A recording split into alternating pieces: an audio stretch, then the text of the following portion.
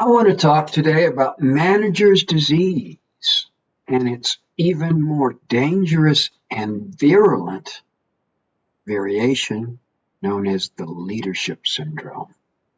Okay, this afflicts politics and business equally. Every organization today, it seems anyway, is afflicted with individuals who are themselves infected with manager's disease. This disease causes delusions.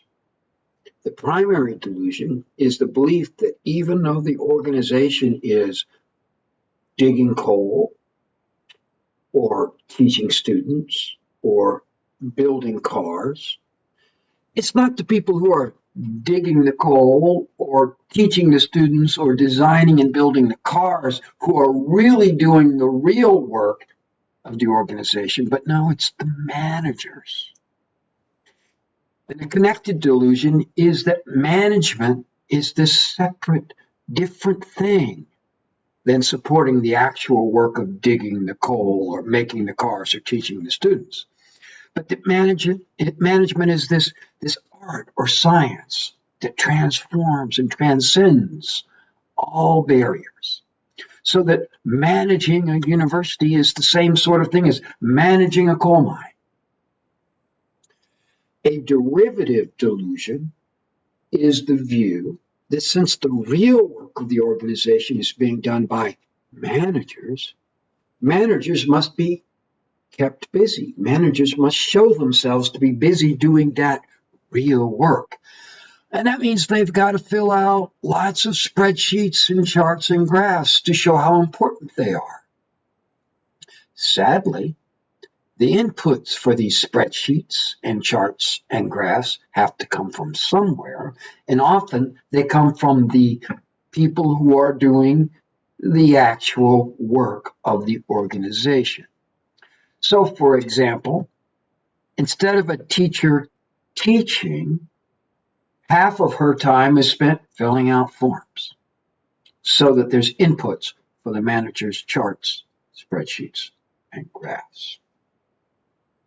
This disease comes in a particularly dangerous and virulent form called the leadership variant. It valorizes leadership. When the infection grows so strong that the word manager is not enough to satisfy the infected person's delusions, they have to move on to this word leader. Leader.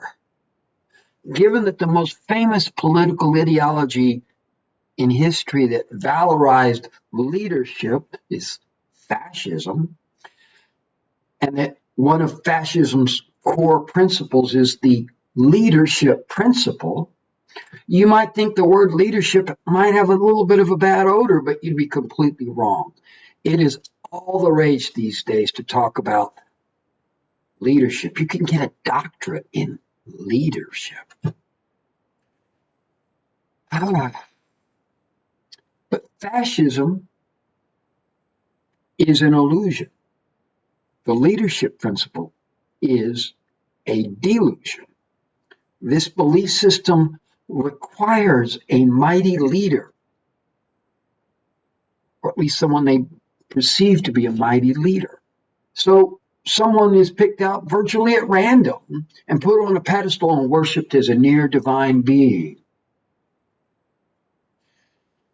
But that person doesn't have to actually lead, doesn't actually have to have any competence at all, because it's all a mutual self-delusion among the true believers.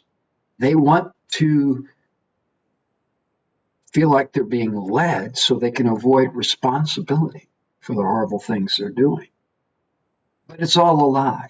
They are responsible, and they did do it. The leader was really just a follower.